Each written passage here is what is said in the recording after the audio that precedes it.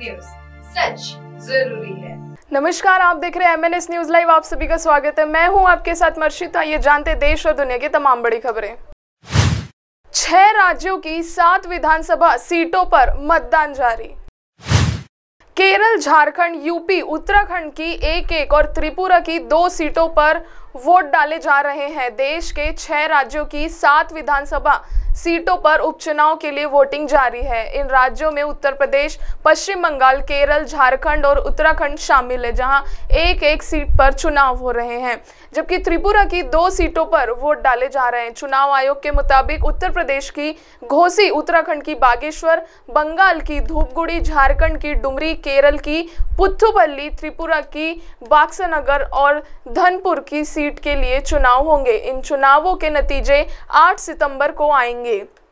घोसी और धनपुर की सीट पर मौजूदा विधायकों से इस्तीफा देने की वजह से चुनाव हो रहे हैं। बाकी 5 सीटों पर मौजूदा विधायक का निधन होने के चलते चुनाव हो रहे हैं। इंडिया गठबंधन 5 सीटों घोसी, बागेश्वर, डुमरी, बॉक्सनगर और धनपुर पर मिलकर चुनाव लड़ रहा है। वहीं धूपगुड़ी और पुथुपल्ली में इंडिया गठबंधन की पार्टियां एक दूसरे के खिलाफ चुनाव लड़ रही है। उत्तर प्रदेश की घोसी सीट जुलाई में समाजवादी पार्टी के विधायक दारा सिंह चौहान के इस्तीफा देने के बाद खाली हुई। दारा सिंह ने सपा छोड़कर भाजपा ज्वाइन कर ली थी। अब वे भाजपा के टिकट पर दोबारा चुनाव लड़ रहे हैं। उनके खिलाफ सपा उम्मीदवार सुधाकर सिंह को कांग्रेस और लेफ्ट पार्टियां समर्थन दे रही है। उत्तराखंड की बागेश्वर सीट पर भाजपा कांग्रेस में सीधा मुकाबला है।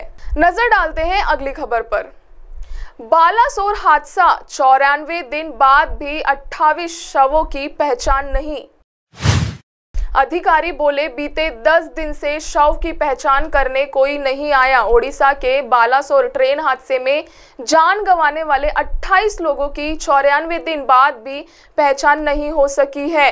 AIIMS भुवनेश्वर के मेडिकल सुपरिटेंडेंट दिलीप परिदा ने सोमवार मतलब 4 सितंबर को इसकी जानकारी दी है। उन्होंने बताया कि हादसे के बाद अस्पताल में 162 शव लाए गए थे। इनमें से 134 शवों का DNA परिजन से मैच हो गया। इसके बाद शव उन्होंने सौंप दिया। इसके लिए हमने 100 से ज्यादा DNA सैंपल जांच के लिए सेंट्रल फॉरेंसिक साइंस लेबोरेटरी भेज दिए थे, लेकिन पिछले 10 दिनों से शवों की पहचान के लिए कोई नहीं आया है। मुझे लगता है कि अब कोई आएगा भी नहीं। इन शवों को लावारिस के रूप में अंतिम संस्कार करने के लिए रेल मंत्रालय के निर्देश का इंतजार कर रहे हैं। सेंट्रल एजेंसी CBI हादसे की जांच कर रही है। उच्च अधिकारियों से निर्देश मिलने के बाद ये शव CBI को सौंप दिए जाएंगे। फिलहाल शवों को अस्पताल के खास फ्रीजर में रखा गया, जिससे शवों को लंबे समय तक नुकसान ना हो। ओडिशा के बालासोर में पिछले महीने हुए ट्रिपल ट्रेन हादसे में CBI ने बुधवार को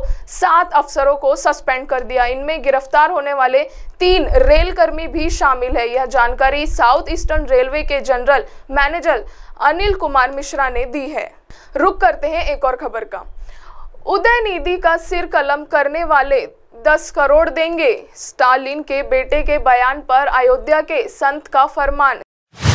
सनातन धर्म को बीमारी बताया था। तमिलनाडु के CM MK स्टालिन के बेटे उदयनिधि स्टालिन ने 2 सितंबर को सनातन धर्म को खत्म करने की बात कही थी।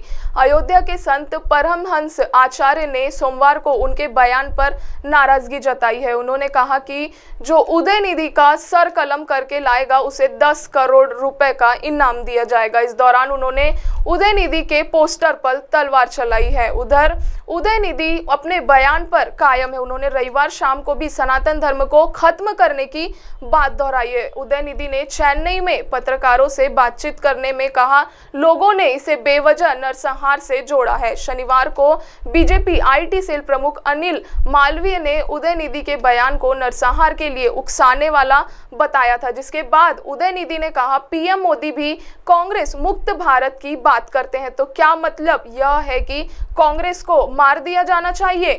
उदयनिधि स्टालिन के सनातन खत्म करने वाले बयान पर अब बिहार के मुजफ्फरपुर में कोर्ट में याचिका दायर की है। ये याचिका सुधीर कुमार ओझा ने चीफ जुडिशियल मजिस्ट्रेट के कोर्ट में फाइल की है। इस पर 14 सितंबर को सुनवाई होगी। इससे पहले उदयनिधि के खिलाफ एक वकील ने दिल्ली पुलिस में एफआईआर दर्ज की थी। उदयनिधि स्टालिन 2 सितंबर को चेन्नई में एक सनातन उन्मूलन कार्यक्रम में शामिल हुए थे। वहां स्पीच के दौरान उन्होंने सनातन धर्म को लेकर विवादित टिप्पणी भी की थी। उदयनिधि स्टालिन ने सनातन धर्म की तुलना डेंगू, मलेरिया और कोरोना से की है। उदयनिधि ने कहा, मच्छर, डेंगू, फीवर, मलेरिया और कोरोना ये कुछ ऐसी चीजें हैं जिनका केवल विरोध नहीं किया जा सकता, बल्कि उन्हें खत्म जरूर करना चाहिए।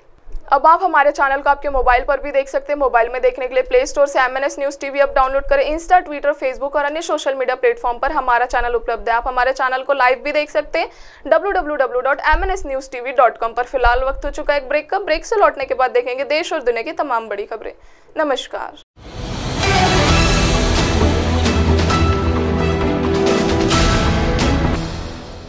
ये है MNS न्यूज़ नेटवर्क और आप देख रहे हैं MNS न्यूज़।